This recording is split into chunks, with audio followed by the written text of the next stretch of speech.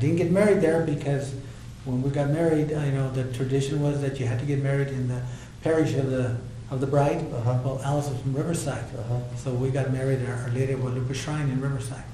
Tell me about Father Lukey. Father Lukey, huh? Tell me about him. He was a very good speaker. He could draw people to you. He was.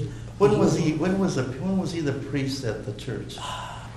He's the one, Father Lukey. You remember the old wooden church? Yes. And then now we have this new one, the new building. Yes. Well, he's the one that got all that done. He was able to. Well, that time they didn't have such oversight as the diocese is now. We were part of the diocese of San Diego, so he managed to get some money and knock the old one down, and was able to build this new one. And that was in 1975, 76. And I think we moved in there in 1977. And Father Lukey was a Colton boy. Colton boy, right? He was born and raised right across the street from the church. Yeah. Did he get permission to build that new church? Not really. Not really. So he had the Colton attitude. Yeah. If it needs to get done, let's get it done. But I've been. Besides building the church, what else about Father Lukey? You said that he was a very good person that brought people in. Yes. Yes, he was. Yes.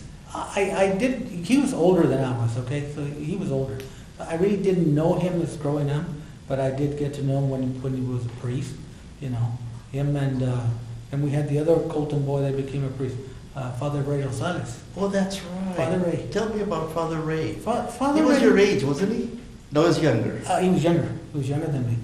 Father Ray was more of a traditional, old-style priest, okay, which is kind of hard to imagine because he was younger, but he was in the old style, and two different contrasts. But Father Ray was very dedicated to the church, and he died at a fairly young age. He was like in his late 50s when he died, and that's been about 5 years ago. I completely forgot about Father Ray. Thank you for reminding me. Father Ray. How about Father Valencia? Oh, I remember him. Oh, we remember him. You too, Joaquin. Yeah. Joaquin remembers him. He was there at the parish from about what, in the 30s? 1937 to 67 almost. Till 60, yeah, when he... 66 he died in the accident, yeah. Well, in fact, he had just gone by my house because his sister lived down there on Agua Mansa, just past Rancho. And he used to go down to see her just about every day or every other day. And one thing about Father Valencia, he did not believe in stop signs. Okay? He would just drive, and he would go down 5th Street because we lived there, and he'd be just honking. Everybody yelling, "Hi, Pop." You called him Pop, okay? "Hi, Pop." And that day, I remember, because I was already married, and so I still live there where I am now. And he happened to go by, and about a while back somebody says, Father Valencia just got killed. What happened? He ran the stop sign over there and they hit him. So if he hadn't gotten killed, he'd probably still be there at San Salvador, But he was a very different kind of a person. Yeah, I was always scared of him. He always carried his little varita, stick. Yeah. It was called varita. Little varita. Hey boy, he called you boy. Hey boy, come here boy. You sit right there, boy. He'd make you kneel. And in those days, you had your little catechism book, the Jesus and I book. Mm-hmm. So I was pretty good at memorizing because those were very easy. They would give you the question, give you the answer, you could memorize it. Mm-hmm. So if you would sit there, and then you would tell him, he would ask you the question, you give him the answers, ask you about 1 or 2 questions. And, okay, boy, he'd give you a nickel. Well, a nickel was good. And then I would, right there from the church, I would go across the tracks because there was no freeway there. Go on I Street, there was the Kenny Bakery, where there was a donut place. Oh, I used to buy this. I remember this big the glazed donut for a nickel. That I remember. Yeah. Father Valencia was quite a guy. He was when I got married, okay, I came to see him because, like I said, remember our house burned? So I didn't have the records. You have to have you have to show your baptism record, that's where I was baptized there. My confirmation record, so I had to come see him about it. And Father, I came to get him, and he ¿Por qué, boy? How come we're not married here? I said, Father, I can't because she's from Riverside. She had to get married over there. Okay, come here, boy. Let me show you. Come here. So he took me in the back, and he had this old refrigerator. It was already, and he opened it up, and that's where he had the book, where he had all the records. Those days, and he had beautiful handwriting. And he says, "Mira, boy, in case there's a fire, nothing will happen to the records." Well, that was a smart thing to do. I'll never forget that. Also, do you remember Judas? Oh, yeah, oh yes. Every Easter after Mass, he had this wooden mannequin, and Judas, okay? And who betrayed Jesus. Who betrayed Jesus, okay? So across from the church there was another building, a 2-story building. So they would run a rope. So they would run a rope across, and then they would put him up there, and they would dance him up there, and they would always play for him "Tú ya no soplas," that song in Spanish. And then they'd light him up and it'd blow up and all that. But do that every Easter. Yeah, I remember that. Now let me ask both of you. Growing up in South Colton in the 40s, 50s, and 60s, who were your mentors? Who were your heroes from the community? Well, there was several people. Okay, number one was my father.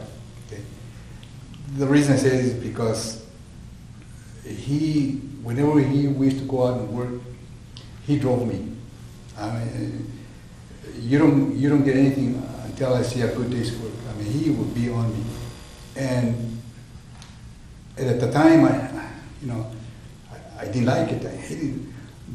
But when you get to growing to an adult, you start forming the same habits that he did. It gave me a good work ethic. Mm-hmm. It gave me a sense of responsibility, commitment, and that's what I owe him. Okay? The others, well, when you're growing up, you start going into different directions. Well, again, I mentioned Frankie Nunes. Mm-hmm. Okay? Our teacher, Spanish teacher. He used to take me Colton aside. High School, yeah. Yes. In fact, he is the one that got me enrolled in the wrestling program. Jimmy Alanis, Yeah, Jimmy was and a Frankie wrestler. Bustos. And Frankie Bustos. Yeah, we got into that. And he was the one that got me hooked on that. And again, it teaches you a lot of things. He was one of them. And again, I have to mention the group. Remember the Congress of Community Clubs? Oh, with Manuel Padilla. And Tony Garcia. And what's the other young gentleman? Angel Oliva. Oliva. Angel, Yes. Oliva. They were the ones that took us under their wing and said, okay, we will sponsor you. We will have one of us will always be there to give you advice, whatever you need. And I used to talk to him after the meetings, because we used to meet there at the hall. Our club used to meet at the hall upstairs. Which hall? At the Fidel Hernandez. Fidel Hernandez. Veterans. What do they call it? Fidel Hernandez. I can't think of the word. Yeah. Veterans League or something. Post. The Fidel Hernandez. Post number. Veterans Post. Yes. Yeah. That's where we used to, and I used to stay after a while and talk with them, and they used to give me some good advice. And then I also used to look up to other guys that I have to mention. You were one of them. Okay? You were one of them because. Don't say that, Joaquin, because I get watery eyes. Well, when you say know, that. I have to because your group was always a little older than me, but for some reason you always used to do things. Boy Scouts, you even had your own little gym, and I used to like that, and then that's why I started.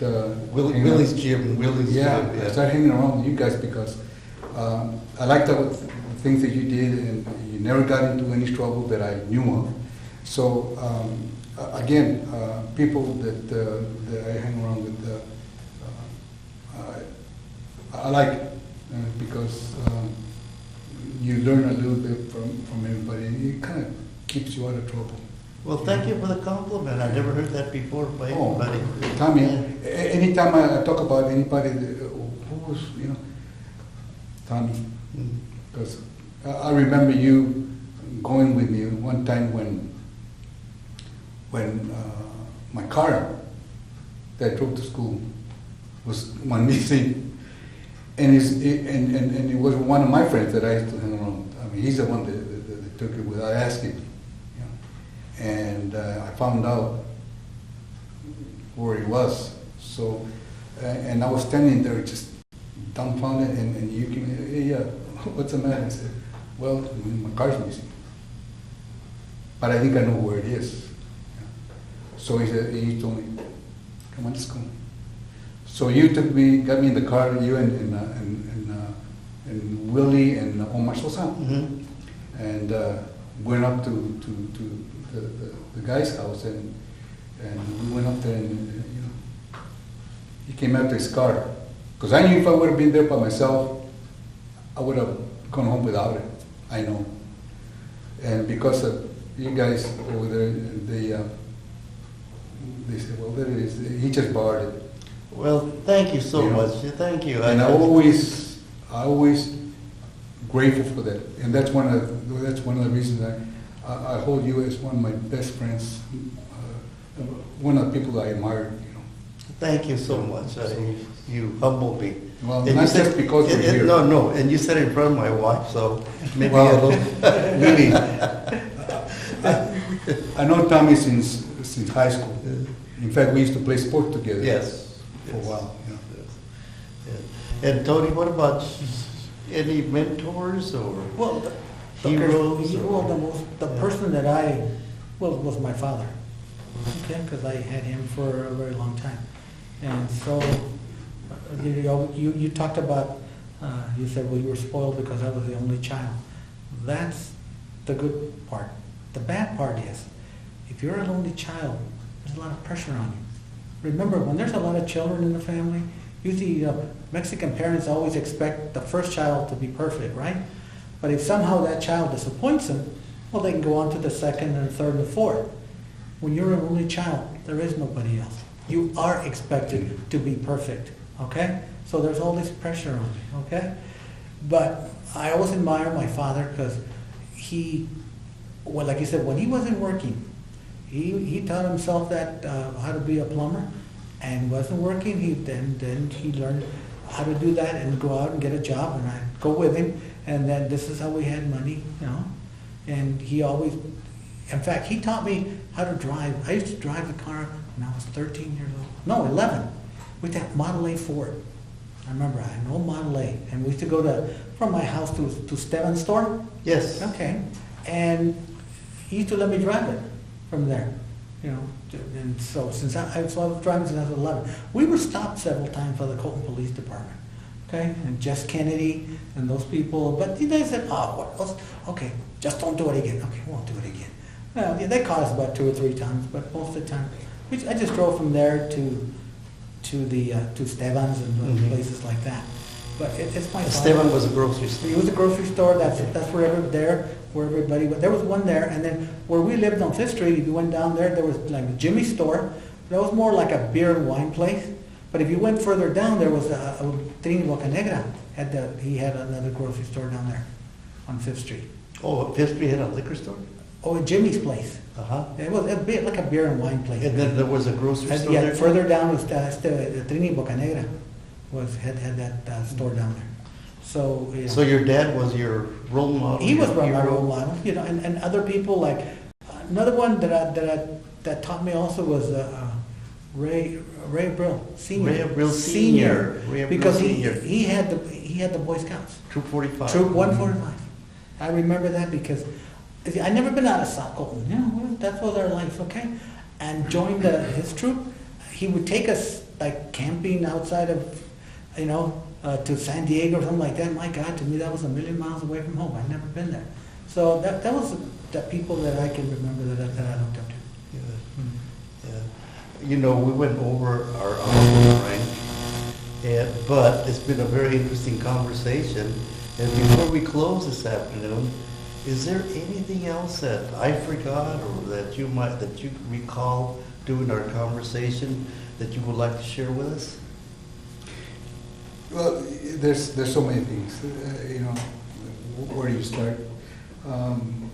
All I can say is my experience in being raised in Colton and South Colton for the most part. It was quite an experience. I mean, you talk about old times, how people lived in the old way. Well, Colton, in a way, for some of us, was that way. I mean, we lived in houses where there were no floors. Okay. Yeah, they have dirt floors. Yeah, dirt floors. I remember my mom used to wet it down so keep the dust from going on. But you didn't know. I mean, you didn't know whether you were all of us were poor. Yeah. At the time, I mean, you know, we thought everything was good as long as the families. I guess as long as the families were there together, everything was well. You didn't know until later on you started going to some other people's houses, which were better than you are. But at the same time, you go back home, it's nothing like home, you know, regardless of the conditions. And then you have your friends that you can always rely on to be there whenever you want to talk to them or you want to. It was a good experience. Personally, for me, it was a good experience. It's made a lot of friends. Yeah. You meet a lot of kids now that you worked with kids when they were small. They're grown up now. They come up to you and they recognize who you are and they talk to you. Well, you were a coach. You were also a coach. I coached for, I don't know, 15, 20 years. Yes. You know, until my son grew out of it. That's pretty much when I stopped. But yeah, for many years I worked with Little League kids. And, cross-country kids with a high school? Yeah. Road runners? Road runners. In fact, we used to meet here at Cal State for our workouts. And we used to run the hills here quite a bit, you know. And we got to where we would go nationally, Albuquerque, other states to run for the national titles, you know. And that was also an experience because you went out of Colton for a little bit. You got to know other places. Yes. And from there you learn a lot. As you grow older, you're still learning. You know, and that's one thing. So Colton was a good foundation for you. Colton was a very good foundation for us. Yeah, it was. And Tony, really enjoyed it. Anything that I forgot? No. Yeah, I agree that you know, a lot of people, as we found out later, was that you guys were poor. But we didn't consider ourselves poor. We didn't. I thought it was, you know, even though it was difficult for some families, but they would manage to get food on the table. Yeah, you had a bed to sleep with. Maybe you had to sleep with a lot of your brothers in there, but you still had a place to sleep. Like you said, we didn't have a place to go play like a Disneyland, something like that, but we had our sequia, you know? Yeah. That, for us, it was good enough. That's all we needed.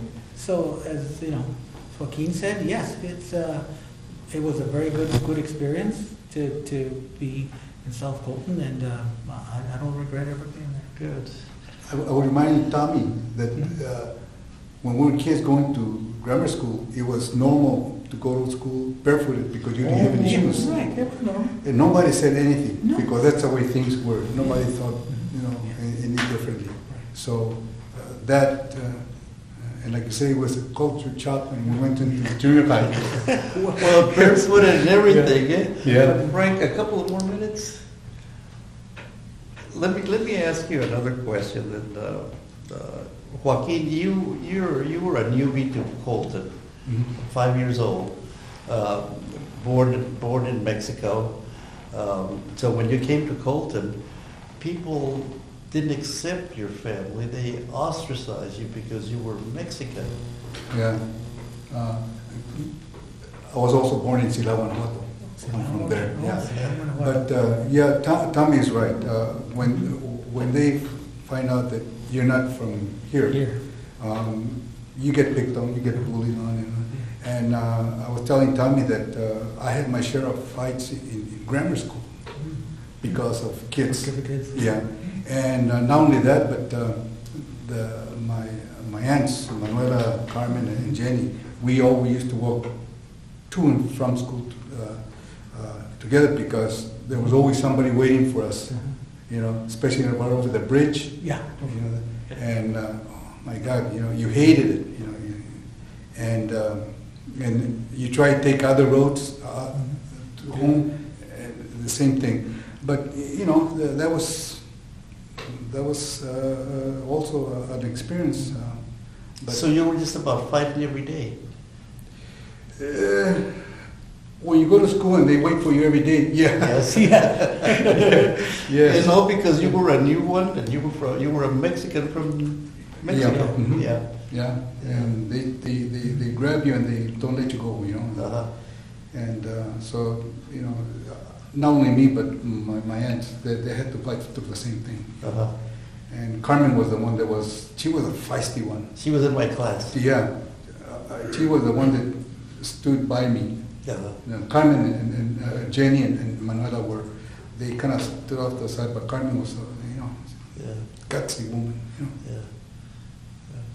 Well, you know, I wanted to bring that up so it would be part of our taping this afternoon, because I think it's one of the important things that still goes, that's still around, that attitude's still there. It's still there. But like you said, in spite of that, it was a good foundation to grow up with and be part of, that it gave you that sense of belonging to a community and giving back to a community. Yeah. Yeah, it's rewarding Yeah. to us, you know. It's very rewarding. Well, Tony, thank you so much. You're quite welcome. And Joaquin, thank you. I thought we were going to go an hour. We've been an hour and a half. Well, you know, and we discussed a lot of things, but there's still a lot of things that we discussed that went on the years that we were raised in Colton. Okay. You growing up in Colton, you understand, you know. Right. But we covered a lot of the main. Well, things Joaquin, that- if you remember, Tony, if you remember something else, we'll have another taping session. But thank you very much for being with us with the project this afternoon. It was a Thank you. pleasure. It was a pleasure for Thank me. you. You know. Thank you.